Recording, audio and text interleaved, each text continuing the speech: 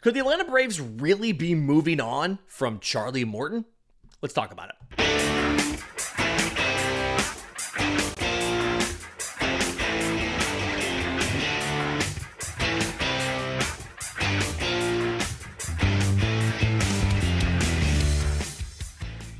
Yes, welcome on in to Braves Today for Thursday, December 12th. Your source of news, notes, and updates on your Atlanta Braves. I'm your host, Lindsay Crosby. You can follow me on Twitter and Blue Sky at Crosby Baseball. You can follow the show on Twitter, Braves_today. We have a Facebook page and Instagram as well. And as always, you can find all of my written work, bravestoday.com. That's the Braves Today Substack, as this is both a podcast and a newsletter. And I want to get to the Rule 5 draft because I didn't think I'd be talking about that this week, but the Atlanta Braves were surprisingly active and went out and picked up 2 players in the major league portion and then 4 players in the minor league portion. So we'll get to the Rule 5 draft a little bit later.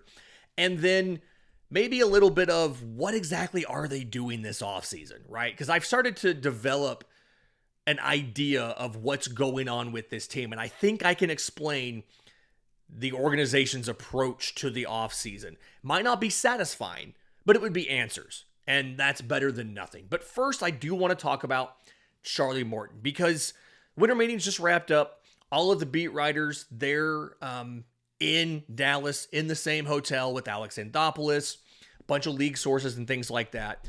And so it's always been useful for me to look at the unprompted suggestions, ideas, and articles that the beat writers put out after the winter meetings. Because to me, that is something where they heard something. Someone told them something. They had a conversation or multiple conversations with somebody, and it stuck with them enough for them to write it. And the reason I'm thinking about that today is David O'Brien of The Athletic wrote a piece on Wednesday afternoon. I want to say it was around 1 or 2 p.m. Eastern. But anyway, it's titled, Charlie Morton returning to Atlanta Braves seems unlikely given current situation. And in the piece, David O'Brien talks about how there's not been any contract discussions between Morton and the Braves since the season ended, that Morton told the team he wasn't sure if he was going to retire or not. Same thing as last year. Same thing happened last year, right? He finished the season. He didn't know if he was going to come back or not. He said, they have a club option on me. And they called and said, hey, if you want to come back, we'll pick up the option. He said, yes, they picked it up. This was something he said, according to David O'Brien, quote, Morton, soon after the postseason, made it known to the Braves that he intended to keep pitching. There were at least preliminary discussions with the Braves.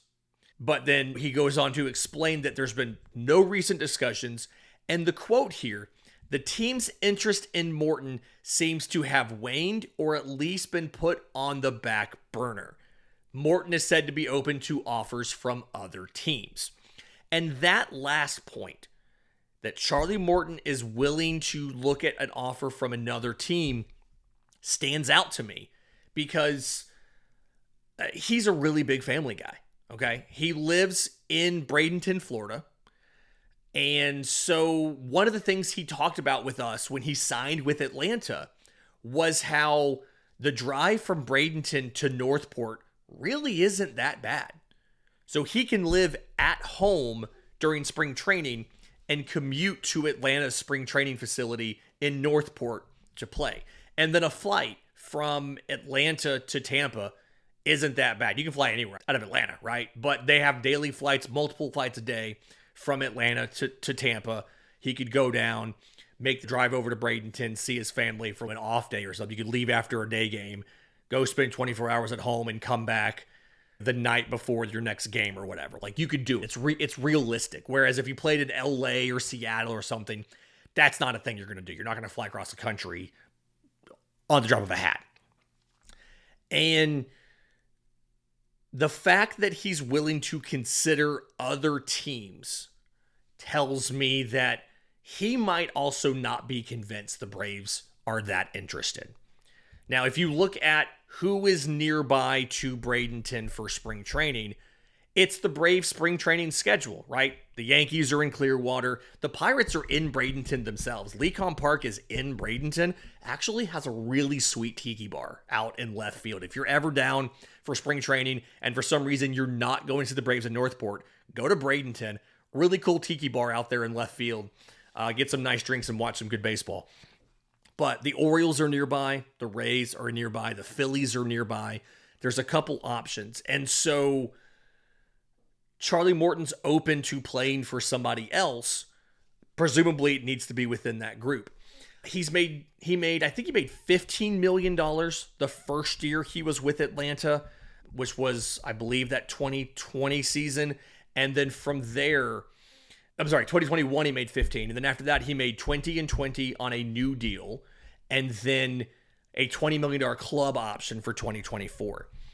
And it doesn't feel like Atlanta necessarily wants to pay Charlie Morton $20 million again. And I think the difference between paying Charlie Morton $20 million now and paying him $20 million a couple years ago is he's not the same guy. In 2021, Charlie Morton not only led the team in starts with 33, he led the National League in starts with 33. 185 and 2/3 innings, 216 strikeouts, 58 walks, so 2.8 walks per nine, 3.9 WAR, right? 2023, 3.64 ERA, 30 points higher, 3.2 WAR, but 163 innings, 183 strikeouts. His strikeout rate has dropped from 10.5, 10.7, all the way down to last year's 9.1. He had 167 strikeouts in 165 and a third innings. His walk rate has gone from 2.8 walks per nine in that 2021 season to as high as 4.6, but last year it was at 3.5 walks per nine. So 65 walks in 165 and a third innings. He was worth 1.1 WAR last year and actually had a losing record for the first time since 2014, when he was 30 years old with the Pirates and went 6-12, right? Charlie Morton went 8-10 with a 4.19 ERA. His fielding independent pitching was even worse at 446. Yeah, 446. And his expected ERA, 4.49. So here's the thing about Charlie Morton is the Braves obviously don't want to give him $20 million. And I talked a little bit yesterday when we were talking about the pitching and the rotation as it looks right now. You could stomach bringing back Charlie Morton to eat innings, right? He can probably give you 30 starts, 150 to 160 innings, which is valuable. You need those innings. Alex Anthopoulos on Sunday talked about how hard it is to get those innings from pitchers nowadays, right? Innings per start's a big deal now. And that's something that they're actively thinking about. And again, sometime this offseason, I'm going to dive into a lot of the Braves pitching prospects and things like that to look to see who's putting up higher innings per starts and things like that to try to predict how Atlanta is going to move guys around. It's a whole project I have planned here with some prospect stuff going on. But Charlie Morton's performance right now is going to be fifth starter performance.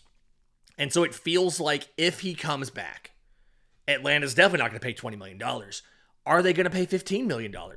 Are they going to offer him $10 million, knowing that the list of teams that he's willing to play for, if he is in fact insistent on staying within commuting distance of his wife and kids in Bradenton, Florida for spring training, that is a group of 6 teams.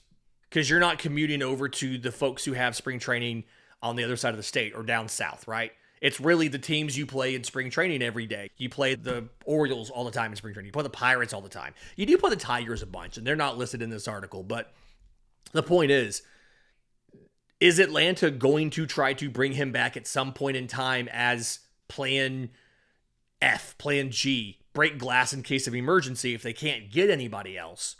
And if they do that, are they going to lowball him? Or is this report from David O'Brien where he just came from the winter meetings from talking to all of these people, and he works with well-connected people, with Ken Rosenthal and Jason Stark and all those folks. And this report that it doesn't seem like he's going to return to Atlanta. Is this his way of saying he heard from somebody that Atlanta's not interested in bringing him back?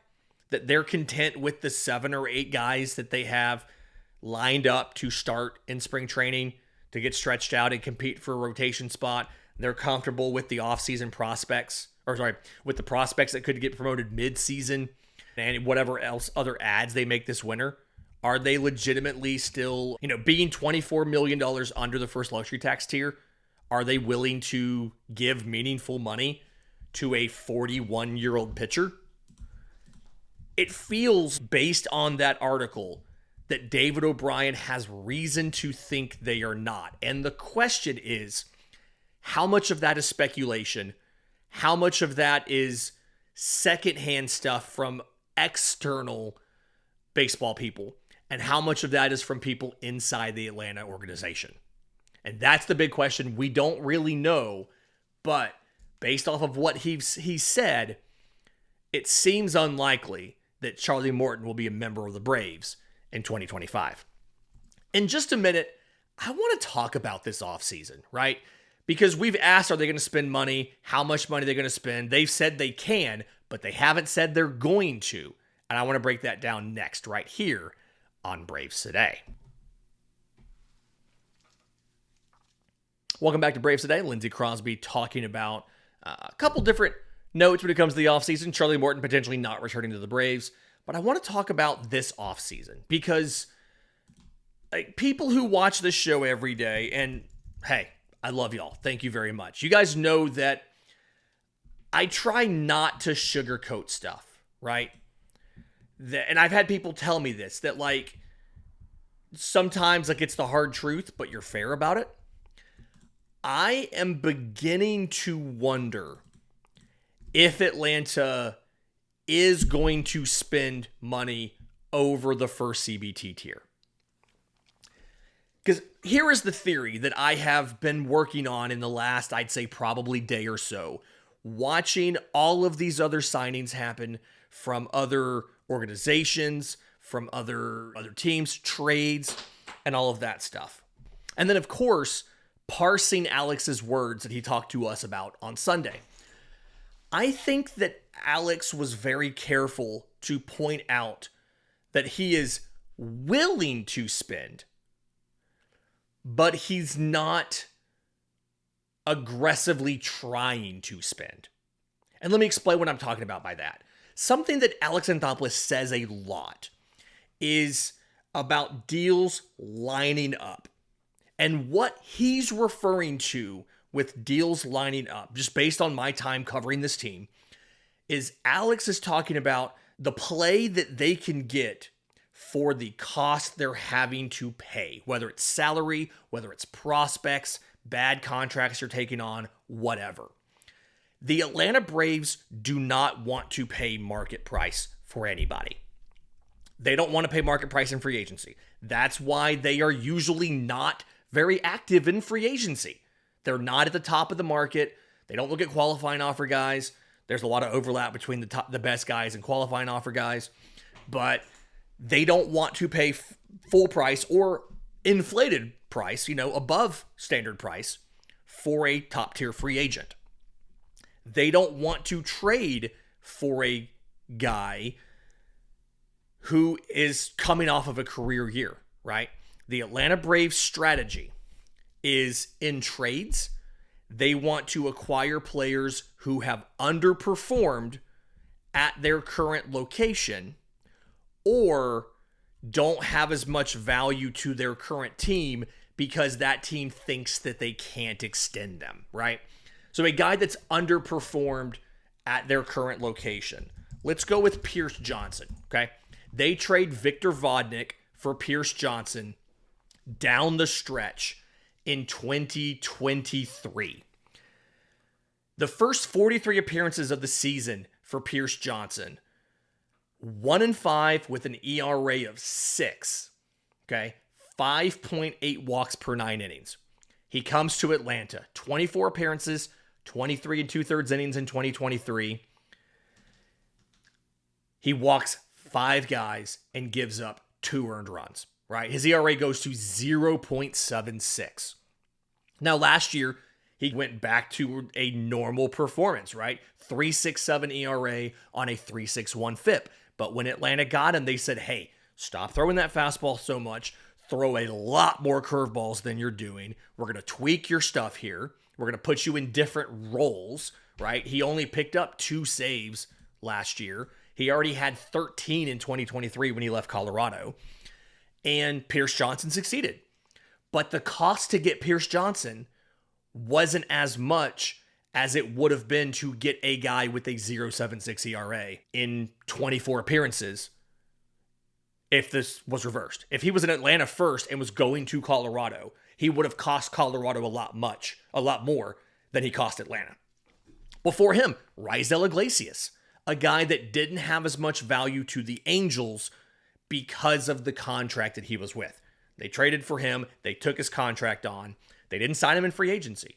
You look at the trades for Matt Olson and Sean Murphy, quality players who their organization was looking to move on from because, one, they were just trying to tank to be bad to get out of Oakland, but 2, guys that they knew they weren't going to sign long-term.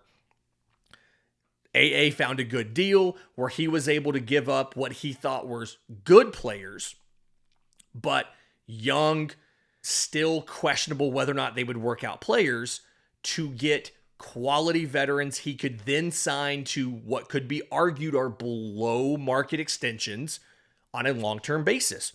Ronald Acuna Jr.'s contract is a below market contract, $17 million a year. Ozzie Albies is a significantly under market contract. That's one of the ones cited as the biggest lopsided deal towards the team in baseball right now. The Braves don't like to pay full price. And so the issue it feels, this is all speculation, the issue it feels like Atlanta is having is in this particular free agent market, they haven't been able to make agreements with the guys that they think they can get at a discount because those players aren't yet willing to take a discount. Look at last offseason. What did they do really early? They re-signed Joe Jimenez. They re-signed Pierce Johnson. They signed Ronaldo Lopez in free agency. Early. They trade for Chris Sale in December, where I'm assuming the Red Sox were trying to move him at some point in time throughout the offseason, could never get a deal done, and finally probably acquiesce some, this is all speculation, probably acquiesce some on the amount of money they had to send to get rid of Chris Sale. And then AA waited. And in spring training, they signed Adam Duvall, they signed Jesse Chavez to bring him back. They made a lot of moves really late when guys' prices came down. This is a very inflated free agency period right now. Guys are signing for a lot more money than we expected they were going to sign for. And so because of that, the Braves have not yet been able to find that sweet spot of, we think we can get this guy for cheaper than what he would cost after we fix him. After we make him better, he's going to cost more than we're going to sign him for. But they can't make those deals right now because everybody is still seeing what everyone else is signing for, and they're waiting to see if they can get that deal too. And so the reason why it feels like Atlanta is not wanting to spend money is because they're not wanting to spend this kind of money. They probably would have loved Nathan Eovaldi. Do you think they were going to pay more than $22 million for Nathan Eovaldi when they haven't paid more than $22 million on a multi-year deal for virtually anybody on the roster? The only players they were willing to offer more than $22 million for was Freddie Freeman and reportedly Aaron Nola. Dansby's offer capped out at $22 million. Fried's offer may have capped, we don't know what Fried's offer capped out at. We don't know what the official reported deal was, but do you think that Nathan Eovaldi was going to get an offer from Atlanta? He was going to be the first guy that got more than $22 million, signed for more than $22 million from Atlanta? odds are they probably said, we'll give you $22 million on a 2-year deal. Again, that's speculation. That's not reporting. I don't know this for a fact, but I'm guessing that's what's happening. And so my personal theory right now is that Alex Anthopoulos was correct when he said on Sunday he is willing to go over the luxury tax and it will not be a deterrent towards him making the team better. But he's not eager to do it. And if this free agent period ends up with guys having significantly inflated salaries all winter, and he can't find the ads that he wants to find at the price that he wants them at, he's going to be willing to see if he can reset the CBT. Because I think the worst case scenario is to go $3 million over, where you don't get the reset, but you also don't get the financial flexibility of throwing $40 million into salaries, right? That's the worst case scenario, is to just barely go over. So my personal theory is the Braves are willing to do it. They will consider doing it for the right player, but they won't do it for just any player. And the right player hasn't become available yet. And if they don't become available, Atlanta could just reset the CBT this year and then turn around next offseason and try it again. In just a second, let's talk about the Rule 5 draft, because I was not expecting Atlanta to be as active as they were. They picked up 2 players in the major league portion that they've got to keep all season or give back to their original organizations. Who are Anderson Pilar and Christian Cairo? I'll tell you next. Welcome back to Braves Today. Lindsay Crosby talking about the Rule 5 draft for Atlanta. The Braves have not selected a player in the Rule 5 draft since, I believe it was 2016. They took 3 pitchers in 3 straight years, kept one of them. Longtime Braves fans will remember this was Dan Winkler. They took him in 2014. He was on the IL in 2015, but he ended up pitching 100 innings for the club before he joined the Cubs in 2020. He's now since retired. But the Braves took 2 guys. And a reminder on how this works: in the major league portion, it is a $100,000 fee to select a player. When you select that player, they have to spend the entirety of the next season. If they're not injured, there's different rules if they're injured, the entirety of the next season on your major league roster. And if you are going to waive them or option them down or whatever, you're then required to offer them back to their original organization for $50,000. You get paid $50,000. You get half your money back if you give them back. Most position players don't stick because it is hard to have a position player stashed on your bench for an entire season. Now, pitchers are a little more likely. You can throw them in the back of a bullpen. Looks like the last 4 position players that stuck: Nasim Nunez was taken by Washington in December 2023, Ryan Noda and Blake Sable by Oakland and San Francisco in 2022, and Akil Baddoo by Detroit in 2020, and they just DFA'd him last week. So those are the last 4 guys that stuck. But Atlanta took 2 guys, okay? They took right-hand pitcher Anderson Pilar from the Marlins and shortstop Christian Cairo from the Guardians, okay? If you're a subscriber to BravesToday.com, the Braves Today Substack, you already have a newsletter in your inbox about this. We dropped it last night. But Pilar's 2016 IFA from the Colorado Rockies, spent 3 years overseas, didn't make it stateside until 2019, was released and signed with the Marlins for last season. He went high A, double A, triple A, finished with a 1-1 record and a 2.64 ERA in 58 innings. 71 strikeouts, only 13 walks. Okay, now my StatCast dashboard for the minor leagues only covers AAA and the Florida State League in single A. Okay, because that is what's publicly available on StatCast. But those 15 innings in AAA, cutter, slider is his primary thing, threw it 87% of the time. He got an over 50% ground ball rate with the cutter. The slider got a ton of swing and miss. He threw all of these things for strikes 50% of the time. He also has a couple other pitches. He has a four-seamer, he has a sinker, he has a curveball, he has a changeup. He threw the curveball and the change both exactly one time in AAA, and he threw 277 pitches. So he's really a two-pitch guy. But he's able to miss bats, he gets a lot of ground ball contact, and he's been in the DSL, and 21 innings, 27 strikeouts to 2 walks. He's got some experience starting. His last 4 starts of the year, his last 5 appearances of the year, 2 were starts, 4 of the 5 were 40-plus pitches. He may be a candidate not only to be a long man out of the pen, especially if Grant Holmes starts off in the regular rotation, but he could be a spot starter for you down some point in time over the summer or whatever. There's a chance that he gets starts for you. Christian Cairo, 4th rounder by Cleveland in 2019, spent time in AA and AAA last year. He's primarily a shortstop, played second, played third.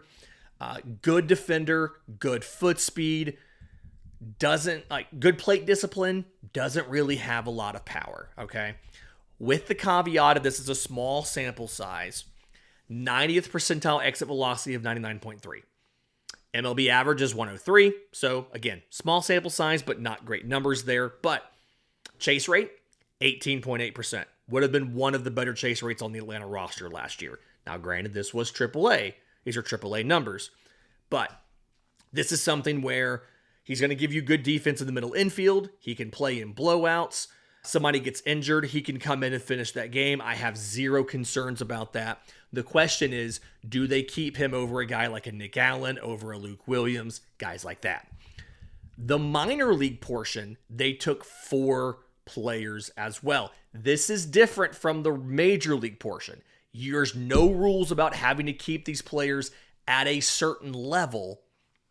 Provided, I believe the rule is they just have to go to a higher level than the one they were in when you took them, right?